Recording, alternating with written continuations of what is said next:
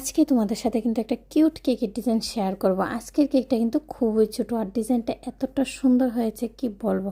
আজকে তোমাদের সাথে একটা নোজাল ওয়ার্ক শেয়ার করব, খুবই সুন্দর।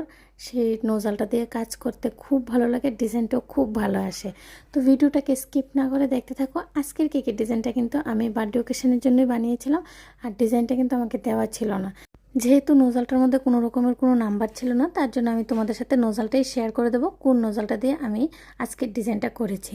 খুবই সুন্দর ডিজাইন, আশা করি তোমাদের থেকে অনেকটা বেশি ভালো লাগবে। হ্যালো ফ্রেন্ডস, আশা করি সবাই খুব ভালো আছো, আমি অনেকটাই ভালো আছি। তোমাদের সবাইকে জানাই অনেক অনেক স্বাগত। নতুন আরও একটা কেকের ভিডিও নিয়ে চলে এলাম আমি পিঙ্কি কেক অ্যান্ড কিচেন থেকে। আমার কেক বানানো যদি তোমাদের থেকে ভালো লাগে আর আমার কেকের ভিডিওগুলো যদি এইভাবে প্রতিনিয়ত তোমরা দেখতে চাও, তাহলে অবশ্যই যারা এখনও চ্যানেলটাকে সাবস্ক্রাইব করোনি, চ্যানেলটাকে সাবস্ক্রাইব করে পাশে থাকা বেল আইকনে ক্লিক করে দেবে। তাহলে যখনই আমি কেকের ভিডিওগুলো আপলোড করব সর্বপ্রথম তোমাদের কাছে এসে পৌঁছাবে। তো আমি প্রথমেই বলেছিলাম যে আজকের কেকটা কিন্তু পুরোটা পিঙ্ক কালার দিয়ে বানাবো। আর দেখো নোজাল ওয়ার্কটা কতটা সুন্দর হয়েছে, নিচের জায়গাটা একদম স্কার্টের মতো হয়ে গেছে।